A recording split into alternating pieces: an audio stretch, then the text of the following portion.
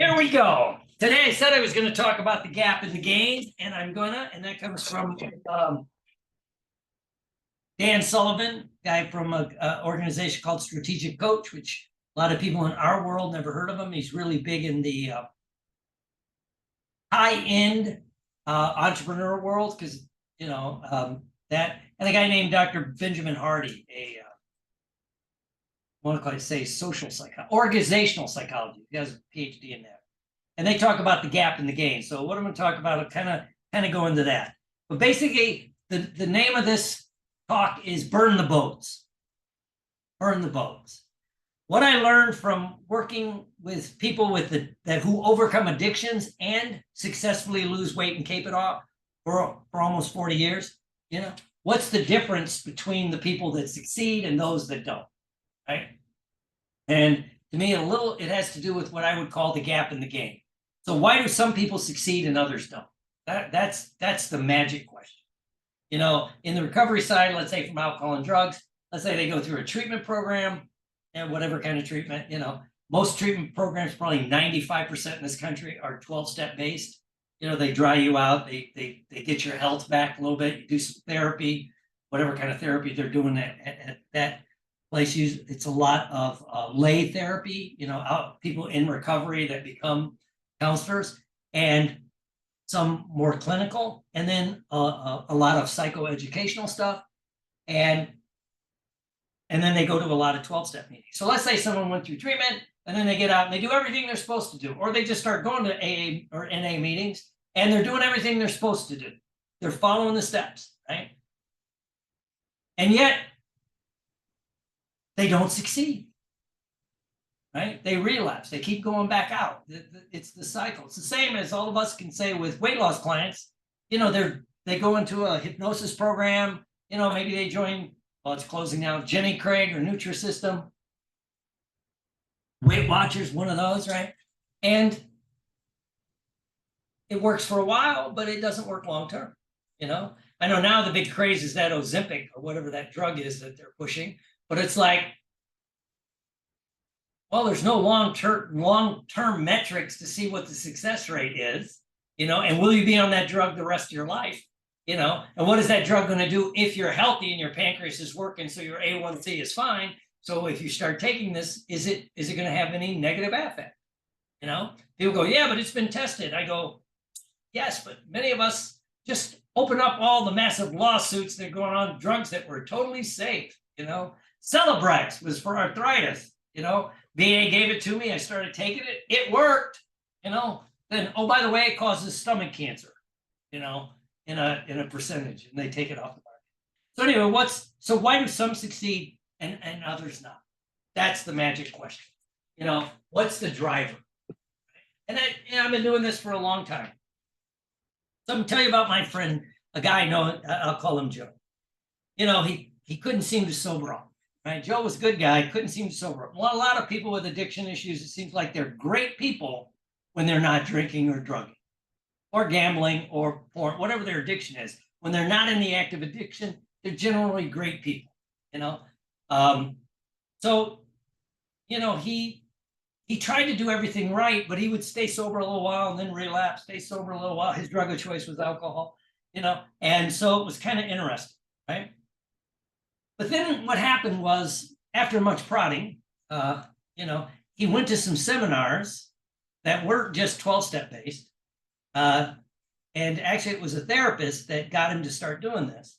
And it was more seminars along the way of self-image, how you think, what data are you putting into your head? What information are you letting being downloaded into your mind, right? And so, it's about how you think, not just what you think.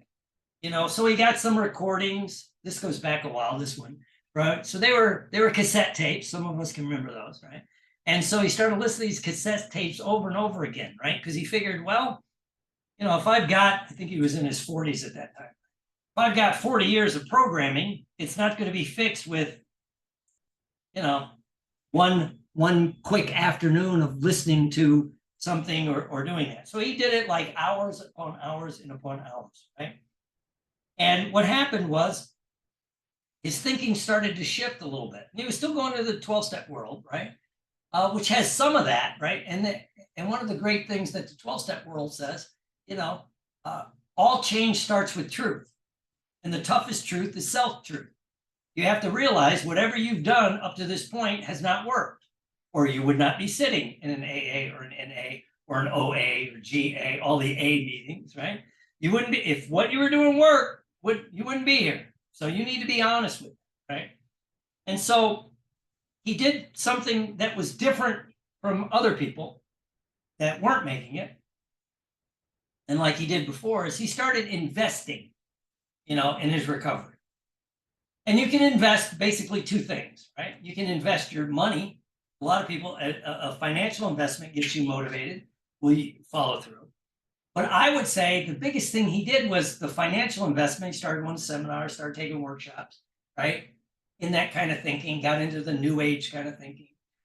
But he invested the most valuable resource we all have, which was his time. Right? You can invest $1,000 in a training. Even if you're broke, you may be able to make more money, right? But if you start giving time out of your life, and to flip that back to like people that recover from drug or alcohol, they give the investment of their time, whether it's going to therapy, whether it's going to the 12-step program, whatever it is. They're not just investing money necessarily, they're investing their time. And when you do both, I think that locks in a different level of commitment, right? That's why also you always see like gyms love, if you're coming in to join a gym, you're probably motivated at that moment, like first couple of weeks in January, first few weeks in April when summer's coming, people are motivated, got to go, overcome 40 years of bad eating so I can get a summer body or something. I'm going to do that before summer. But anyway, the gyms kind of know. They'll give you their sales pitch, and a lot of the gyms, they'll give you a big discount, like if you prepay for the year. So let's say it's $600 for the gym for the year. If you prepaid, Billy, it's only $300. Why don't you prepay? That'll be really commitment, right? And one of the reasons they do that, to be honest with you, is they know, 60% of the people will not be working out in a few weeks, right? They're willing to invest their money, but are they willing to invest their time? Right? And so, but this guy started to change because he really was investing both. He's going to the seminars, he was going to the thing, and he noticed he started to change how he saw himself. It was magical, right? That's the true magic. And this is why this kind of stuff started me on this mission, right? And it made me start thinking about when I look around like a 12-step world, right? Or even some of my clients in the weight loss world, I had my clinics going. What's the difference those that would drop the weight and keep it on? Same as like the addiction, right? So I'm going to tell you about a friend of mine, Betty. Everybody's a friend of mine. She happened to be a client, right? And she was 50 pounds overweight, right? And she got fat after the age of 40, right? And so after talking to her, she was working on it. And, found out she'd been through Overeaters Anonymous and whatever, Jenny Craig, Nutrisystem, the meals in a box, all that. And it would work for a while, right? And I'm sitting there talking to her, and I was still thinking about like Joe and all this other stuff, right? And I'm saying like, so what's different now? Why don't you just go, I talk to clients in my office, hey, if this worked for you before, Carla, why don't you just go back to Jenny Craig or Nutrisystem or whatever? I mean, it works, right? Why are you here? What's going to be different? And she kind of said, well, I've kind of figured out that I've never gone all in on changing who I am.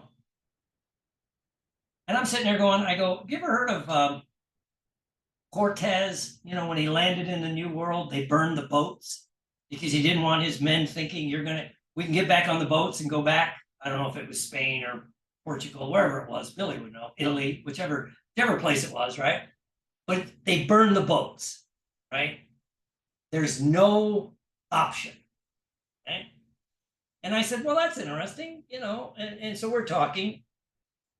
And she said, well, but part of the problem was, she grew up listening to the fact that all women in our family get fat as they get older. It's just in our genes, right? It's just in our genes. And she goes, she had that probably from earliest memories that she had. And so, so she, of course, she invested in the program, which was good that I was doing. I always appreciate that. But it was like, you're going to come here once a week for this. We're going to do this. You're going to do this. And to me, your investment in your time is more than the money, right? And she goes, yeah, she still got shit in her freezer from one of those package programs, right? That they ship to you, but then you put it away and you never use, right? It's what can happen, right? And she goes, I'm finally ready to make these changes, right? And she used the term, I've hit a point of no return. If I don't change, I know what my future is. I'm going to be like, everyone else, or I burn the boats, as I would say, and I'm going on a different trajectory. But once you cross, there's a point of no return. So then I started thinking about that. And then when I went back and talked to Joe, right, and I was talking to him, kind of explain that little concept. He goes, yeah, something snapped the last relapse he had, right? Where it was like, I'm willing to do whatever I have to do to change, right? And then you could do the whole pro and con thing. If you really quit drinking and quit drugging or change your diet, there's a lot of, we'll focus on the pros. You'll be healthier, you'll be this, you'll be that. But are there some negatives? To be honest, yeah, there's some negatives. If you start eating clean all the time, you may lose friends and family over that. They'll make fun of you or whatever it happens to be. And, in his case, his family was big in drinking and that. And he goes, I knew my relationship with 90% of my family would change. And I didn't care. Including if I had to just set it burn the bridge. If it's like, there's no going back, right? And he goes, that's when my mind was ready for the new ideas. As Oliver Wendell Holmes said, and I'm going to screw the quote up, but a mind stretched by a new idea can never go back to its original shape. It's going to be different. You get different attitudes. You get this, right? And I think that leads into something where, and Miss Betty, she's sitting there and she goes, I started to realize then when I looked at my past wasn't controlling my future. My past, the way I look at it, I was letting my past control my future. When I looked at it differently, and in this train of thought that your present creates your past, right? Have you ever gotten a bit of information that you just went and everything you thought before changed? Maybe you found something out about your parents or some fact or figure. And then once you got that information, how you view the past changed, right? Right? Because as Einstein said, time is relative, things are changing, sometimes it's fast, sometimes it's slow. But if you're letting your past control your present, you're going to do what you did in your past. You have to create a new future. Our brains are good at accessing the past and all the pains and hurts and times you've been screwed over, all that. Your brain is good at that. Some of us were raised with that type of information, right? How to access the past, how to use the past to justify whatever you're doing in the now. Well, I have to do this because of that. Kind of like this thing they say in the addiction world about the identical twins with the alcoholic father. Mother passed away, raised by the alcoholic father. And it's supposedly based on a true story. As Zig Ziglar would say, if it's a true story, great. If not, it's still a great story. And then they were separated, when the father got incarcerated due to his alcohol and drug stuff, and they went separate ways. And then when they interviewed the twins, identical twins, later, one has been in and out of jail, substance abuse issues, doing this. And of course, his attitude was, of course I'm this way. When you look at my past, how could I be any different? And the other brother, same circumstances, right? Said, who was sober, who just never played with drugs or alcohol, had a different attitude, healthy relationship, whatever it was, a career. And he goes, well, of course I'm this way, because I wasn't going to repeat the past. I wanted to create a new future, right? So the one brother was stuck in looking at the past to justify here, which we can all do, right? And the other brother must have been looking at the future, creating a future self, looking back on today, right? And we've all had this, because what begins to happen is our brains, most of us will default our future thinking we're going to be the same person 5 years from now that we are today, right? We're going to be pretty much the same person. And some people will. There are people that, God knows, I live in Florida, I see a whole bunch of them. They haven't changed, they're not changing. But generally, if you're a growth-oriented person, it's kind of hard to imagine the person you're going to be in a few years, right? That takes some conscious effort, because your brain's not set up that way. It's going to keep looking to the past, right? And especially our culture kind of does that, right?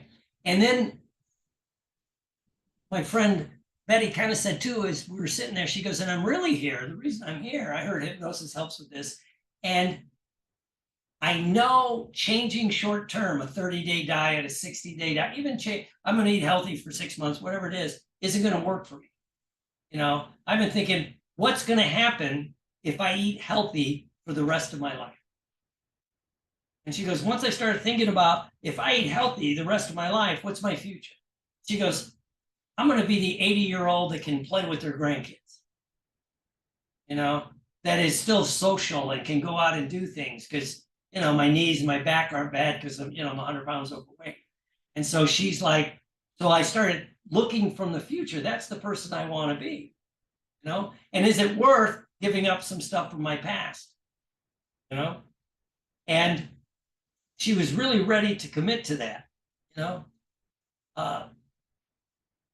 she, and especially the energy and the stuff. So she went that's why she was there. She was all in 100%, right? Basically, it took away choice, right? When you go in 100%, and most people never fully commit to any idea, right? You'll commit 90%. But what that means is you have that wiggle room, right? Right. So what it leads to, as Dr. Ashley and Mr. Billy would say, is called decision fatigue. You have to keep making that decision. Am I going to eat healthy today? Am I not going to drink today? Right? Which is kind of a flip on the 12-step program where you only have one day. But the fact that, you have to make this decision every day, and you sort of do. But what if there's no decision? This is just who I am. I don't drink under any and all circumstances. There's no reason for me to have a drink of alcohol. It doesn't make anything better. I won a major award that weekend. Somebody says, hey, let me buy you a cocktail. I said, yeah, if you bought me a cocktail, fucking set this award on fire, because by the time this conference is over, nobody will be talking to me. I have a history in that area, right? And again, I don't go to the past. I was creating a new future. But again, so it's about having, taken away that decision in the situation, because most of us are driven by the situations that we're in, And again, my friend Joe started saying this, where I look back and thought about, on the 12-step program, both Alcoholics Anonymous, Narcotics Anonymous, Gamblers Anonymous, will say the same thing. You need new playmates and playpens. You don't go to a bar and drink Coca-Cola. You don't go to the ODB, the off-track betting, to just hang out with your buddies, right? No. You don't go to the whatever it is. So you need new playground, new playmates, because that's a different situation. Because especially while you're setting these situations in your head, or making the new decision on who you want to be, you need to be in the situations will nurture that. Again, I was at that, I go to conferences. Why do I like to go to conferences? Because then you're around people that have the like mindset, the situation where you can talk about hypnosis and this and that. And this. Well, I like to take professional acting classes where they talk about, it's not out of the ordinary, right? And once you really make a decision, you don't have to think about it again if it's a true decision. Michael Jordan, one of his quotes is, once he truly makes a decision, he never thinks about it again. And he made the decision in high school, he was going to shoot 500 shots a day, come hell or high water, game day, not day, sick, whatever it was. And people that followed his career, he really did. Including, when they're in the playoffs and, he's out there doing his shots, a few hours before the game, right? Because it wasn't a decision, right? Because again, when you go for something short term, 30, 60, 90 days, and that's what happens again with food and alcohol, drugs, I'm going to just quit for a little while, okay? And then you're going to go back, so it takes away that decision. And it helps, once you really make it, you go to that future, looking back on who you are today, going, well, that stuff in the past, that's not who I am anymore, right? And, and so when it comes from and the other thing that both Joe and Betty kind of said, which was kind of interesting, was they started to look at one thing differently with that. So they changed their identity, they were changing. They made the decision to go all in, right? The only way I'm leaving here is in a body bag. You're not getting me to quit. Let's go all in, right? But again, I think that's very scary because then if it doesn't work, you don't have that, well, if I really would have tried, I could have done it. You hear people say that, right? Did you really go all in? And what have you gone all in before? I was telling this in another talk once. I'm bringing it back and I'm tweaking it up with more info. But a guy said, yeah, I reminded him, that when he was finally really ready to get into a monogamous relationship, he was able to get rid of all the old phone numbers. Before I'd always keep them, not handy, when maybe not, I don't know, this was years ago, tour, none on my phone, but he goes, when I was really ready and I made that decision, I got rid of those phone numbers because I couldn't go back. It committed me to that thing. So what they also did, kind of ironically, was, wherever you are now, if you want to make a change, right? Wherever you are now. And let's say you're like the lady or someone that wants to lose weight, right? Okay, where you are now. If there's one of two ways that you can sabotage this, of course, not going all in, doing those other things, short-term thinking, not changing your identity. But the other way is judging how you're doing by an expert, right? Or, by somebody that's been in some kind of they've lost 100 pounds. So you start judging yourself by them. Say you want to start you want to change your marketing, something I'm working on, right? And like do more internet like stuff. Well, where I'm at now, I don't want to judge myself by somebody that's an expert at that, because that sets up a huge gap, right? Almost, Grand Canyon gap. How am I going to get there? You can't see it, right? But what the more healthy thing is to judge yourself by the small gains that you're making daily, right? Judging yourself by your progress, not someone else's, right? So how are you doing? Hey, it's been 7 days. I haven't had any ice cream. That's a gap. That's a gain, rather than, whatever it is. So you don't, it sets you up to give you confidence. When you start doing this and you start acknowledging your small gains, you develop confidence. Confidence is a byproduct of action. Not people want to be confident before they take the action, but the way you get true confidence is by taking action, realizing you can do it. Then that gives you the confidence to go forward. You know, why do they spend so much time training high performance athletes, military, and that, you know, to have so much confidence? Well, the confidence comes from their training, right? They've seen these situations. They've done it. Maybe in theory, maybe more, you know, in a training scenario, but they've done this. You know, they've had live fire exercises. They've cleared rooms. They've done this. They've played in the big football game or basketball. And so, you know, so you're judging yourself by this. You're making those small gains, which gives you the confidence that when you're facing an unknown situation, I can handle it. You know, I've been sober 5 years. I could go to this wedding. It wouldn't be a big deal, you know. But if I'm, you know, might not have been able to do that till you get some small wins under your belt. And so again, I love that confidence is a byproduct of action, not the other way around. You know, because even though I teach classes on confidence, but the ones I try to teach is the idea of what actions do you have that you've done that'll give you confidence in new areas. You know? It's kind of funny. I'll close with this for a lot of my groups. It's like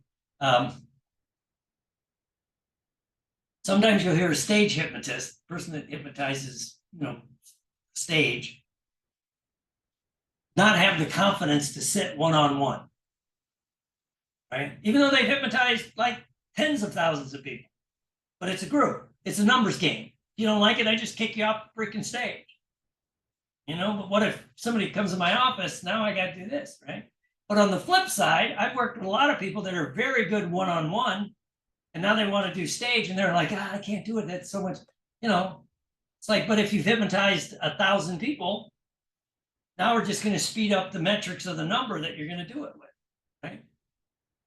So it's kind of interesting, right? And so it depends what you know, what you want. So, you know, start measuring yourself by your gains. Go 100%, you know, are you willing to go 100% in? Invest your money, which is good. But I also think time. And for a lot of us, one of these is more important than the other. Because I'm pretty sure how many of us have spent money on courses that is still in your download file. You haven't done you're not going to do it yet, right? So then the thing more important to you is your time. You know, are you willing to, you know, get up early and maybe take 30 minutes to listen to whatever it is you're trying to change, right? For other people, it's the money. If they really invest the money, right, then they're going to take it more serious. I think it's a combination. At least I can view this through my model of the world. To me, it's a combination, right? So that's, you know, a little bit on the gap and the gain, you know, why short-term things don't seem to work. What seems to be the difference between people that get success in two of the areas that I'm quite familiar with, addictions, and also throwing that over into weight loss, where most people aren't. Okay. So anyway, that's just my little talk for today. So let me stop the recording.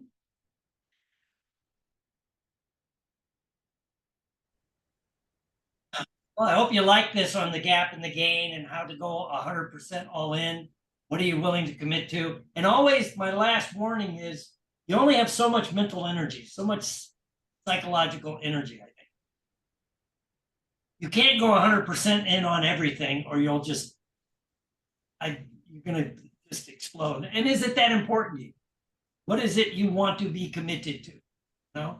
If you want six-pack abs, there's certain things. If you want that, there's certain, you know, as I'm at 90-something%, I need to jump the rest of the way, right? Right? Because but it's like, so what do you want, right? And then just, you know, it's like I've heard said, I was with people that Dr. Dan Sullivan, the guy with strategic coach, says, if you have more than 3 goals, you have no goals. You can't accomplish some. What are your true goals, right? And not to be confused with your to-do list and that, but and he reframes it. If you get 3 things done moving toward a long-term objective, most people don't do that. I mean, yeah, you got to feed the kids, or in our case, feed the pets and do this. We got lives, but what are 3? So what are your goals? So pick those goals you want to commit to. Yeah.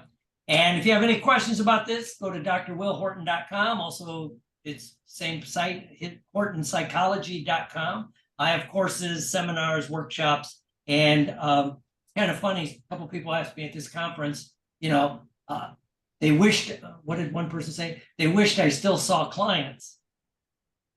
And I'm like, who told you I didn't see clients? And they go, well, they just assumed. No, I see clients. So yes, I do see clients. I'm very selective on the clients I see. I want to make sure they're pretty committed, as opposed to being ready to be committed. That's a different kind of clientele. That I don't work in that field.